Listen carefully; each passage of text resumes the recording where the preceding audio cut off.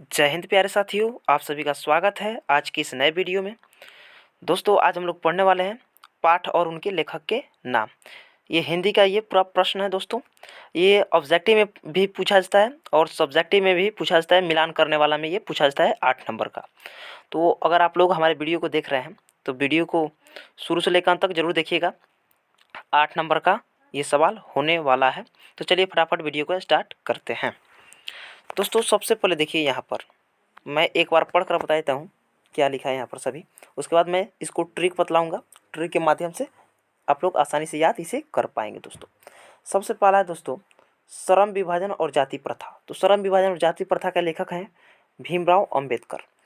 और 20 के दांत के जो लेखक हैं नलिन बिलोचन शर्मा जी हैं। भारत से हम क्या सीखे, इनके लेखक हैं मैक्स मुलर। नाखून क्यों बढ़ते हैं, इनके लेखक हैं हजारी प्रसाद द्विवेदी। नागरी लिपि के लेखक हैं गुणाकर मूले जी। बहादुर के लेखक कौन है, अमरकांत जी। परंपरा का मूल्यांकन के लेखक है रामविलास शर्मा जी। चलिए अगला देखते हैं। दोस्तों यहाँ पर है जीत जीत मैं निरखत हूँ, इसके लेखक है पंडित बिरजू महाराज। और आविन्यू का जो लेखक है अशोक वाजपेयी जी हैं। मछली का विनोद कुमार शुक्ल जी हैं। नौबत खाने में इबादत यतीन्द्र मिश्र। शिक्षा और संस्कृति महात्मा गांधी जी। तो ये तो दोस्तों इस तरह हो गया सिंपल सा। ऐसे भी आप चाहे तो याद कर सकते हैं, लेकिन इसका ट्रिक है, ट्रिक याद रखिएगा तो एग्ज़ाम में आएगा तो आपको पता चल जाएगा। देखते हैं। देखिए दोस्तों यहाँ पर ट्रिक क्या है, बहुत ही साधारण सा ट्रिक है, कोई हार्ड नहीं है। यहाँ पर दोस्तों जब भी आपसे पूछा जाए श्रम विभाजन और जाति प्रथा के लेखक कौन है, तो दोस्तों एक बात बताइए, श्रम विभाजन और जाति प्रथा में देखिए यहाँ पर श्रम विभाजन वो आ रहा है, विभाजन विभाजन यहाँ पर भ आ रहा है ना, भ। अब देखिए भ यहाँ पर आ रहा है आप लोग का श्रम विभाजन और जाति प्रथा में। तो एक चीज़ याद रखिएगा, भ से भीमराव अंबेडकर। श्रम विभाजन जैसे ही बोला जाए श्रम विभाजन, विभाजन विभाजन पे रुका जा रहा है, श्रम विभाजन। तो विभाजन से आप लोग याद रखिएगा भ से भीमराव अंबेडकर, ऐसे करके याद रख सकते हैं। दोस्तों यहाँ पर है 20 के दांत, 20 के दांत। दोस्तों यहाँ पर जब भी आपसे पूछा जाए 20 के दांत के लेखक कौन है, तो आप लोग को ट्रिक ये याद रखना है 20 के दांत। 20 के दांत में देखिए 20 वी से शुरू हो रहा है, वी। और नलिन बिलोचन शर्मा, वी इसमें भी है, नलिन बिलोचन शर्मा भी क्या है, वी है। तो आप ऐसे भी याद रख सकते हैं 20 के दांत तो नलिन बिलोचन शर्मा, तो बिलोचन शर्मा। अब देखिए यहाँ पर है भारत से हम क्या सीखें, भारत से हम क्या सीखें। हम पे देखिए, हम पे ट्रिक है, भारत से हम क्या सीखें। हम में म आ रहा है तो म से मैक्स मूलर, म से मैक्स मूलर। भारत से हम क्या सीखे, हम में म आ रहा है तो म से मैक्स मूलर। और हम पे ठहराव भी आ रहा है, जैसे कोई बोलेगा भारत से हम क्या सीखे, हम तो म से मैक्स मूलर, आप इसे याद कर लीजिएगा। और दोस्तों यहाँ पर देखिए नाखून क्यों बढ़ते हैं, नाखून क्यों बढ़ते हैं। अगर मैं आपसे पूछूं कि आपने अपने नाखून को कितने बार काट चुके हैं, शायद आप नहीं बता पाएंगे। क्यों नहीं बता पाएंगे, क्योंकि आप कहेंगे कि मैं इसे हज़ारों बार काट चुका हूँ, मुझे गिनती नहीं है इसका। तो जब भी आपसे पूछा जाए नाखून क्यों बढ़ते हैं, तो एक बात बताइए, आप इसको नाखून को हज़ारों बार काट चुके हैं, अब पता नहीं कितना बार आप काटेंगे। तो नाखून हज़ारों बार काटा गया है, तो हज़ारों बार से याद रखिएगा हजारी प्रसाद द्विवेदी आपका ऑप्शन। सॉरी यहाँ पर ऑप्शन तो नहीं दिया है, तो आप याद रखिएगा जब भी ऑप्शन में देखिए आपको, तो नाखून क्यों बढ़ते हैं तो हजारी प्रसाद द्विवेदी, क्योंकि नाखून को हजारों बार काटते हैं इसलिए हजारी प्रसाद द्विवेदी। दोस्तों यहाँ पर नागरी लिपि, जब भी आपसे पूछा जाए नागरी लिपि के लेखक कौन है, तो दोस्तों एक बात बताइए नागरी में। दोस्तों यहाँ पर देखिए थोड़ा सा कलर को चेंज करना पड़ेगा। नागरी में देखिए यहाँ पर दोस्तों नागरी, नागरी में ग आ रहा है, इसमें से ग किसी में भी नहीं था, यहाँ पर देखिए किसी में भी नहीं था। लेकिन देखिए यहाँ पर पांचवा जो है नागरी लिपि, तो नागरी में ग आ रहा है। जैसे आपसे पूछे नागरी लिपि के लेखक कौन है, तो नागरी, एक बार गौर से सोचना है उस चीज़ को दोहराते हुए, नागरी ग। तो आपको देखिए यहाँ पर ग से गुणा कर मूल्य याद कर लीजिएगा। जब भी पूछा जाए नागरी लिपि के लेखक, तो ना ग यहाँ पर आ रहा है, तो ग से गुणा कर मूल्य आप करके याद रख सकते हैं। ठीक है, ऐसा ही बनता है। आप भी चाहे इससे भी बेहतर बना सकते हैं, मैंने आप लोग को समझाने के लिए बताया कि ताकि आप चाहे तो इससे भी बेहतर ट्रिक बना सकते हैं। चलिए दोस्तों छठा नंबर है दोस्तों बहादुर। अब बहादुर के लेखक कौन है, इसमें क्या ट्रिक है, एक बात बतलाइए। लोग बोलता है कि बहादुरी जैसा काम करो, बोलते हैं लोग कि बहादुरी जैसा काम करो, बहादुरी जैसा काम करोगे तो लोग मरने के बाद भी नाम लेंगे, यानी तुम मर कर भी अमर रहोगे, तुम्हारा नाम अमर रहेगा। तो बहादुर जैसा जो भी काम करता है उसका नाम क्या होता है, अमर रहता है। तो आप याद ऐसे कर सकते हैं, बहादुर वाला जो काम करता है उसका नाम अमर हो जाता है। तो बहादुर से अमरकांत याद रखिएगा, वह से बहादुर जो बहादुरी वाला काम करता है वो मर कर भी अमर हो जाता है, तो अमर से अमरकांत याद रखिएगा। चलिए दोस्तों, यहाँ पर है परंपरा का मूल्यांकन, 7वां नंबर। किधर जा रहे हो? 7वां नंबर है दोस्तों, परंपरा का मूल्यांकन। परंपरा का मूल्यांकन, परम में रम आ रहा है ना, परम में रम आ रहा है, परंपरा, परंपरा का मूल्यांकन, परंपरा रम आ रहा है ना, तो रम से रामविलास शर्मा आपको याद रखना है। रम से आप लोग को रामविलास शर्मा याद रखना है दोस्तों। यहाँ पर जैसे देखिए, यहाँ पर क्या बोला है, परंपरा का मूल्यांकन। जब भी आपसे पूछा जब परंपरा, परंपरा में रम आ रहा है तो रम से रामविलास शर्मा आप याद कर लीजिएगा दोस्तों। यहाँ पर है 8वां नंबर, जीत जीत मैं निरखत हूँ।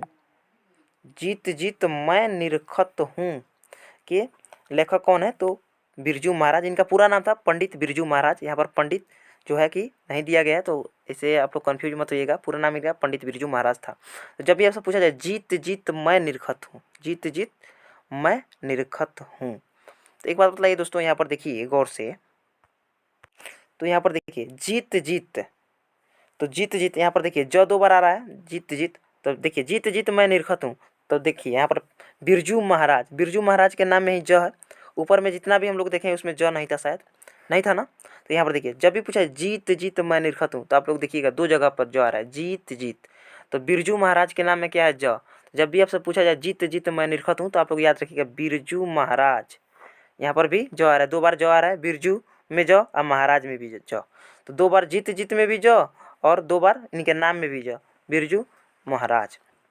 तो आप ऐसा ट्रिक याद रख सकते हैं, जीत जीत मैं निरखत हूँ तो बिरजू महाराज। चलिए दोस्तों, 9वां नंबर प्रश्न को देखते हैं। आबिन्यो, ये सबसे मस्ट ट्रिक आज का ये दोस्तों है, इसे आप लोग जिंदगी में कभी नहीं भूल पाएंगे दोस्तों। जब भी आपसे पूछा जाए आबिन्यो, आबिन्यो के लेखक कौन है दोस्तों? आबिन्यो के लेखक कौन है? तो आ से आबिन्यो, आ से अशोक वाजपेयी, ऐसे आप याद रखिएगा।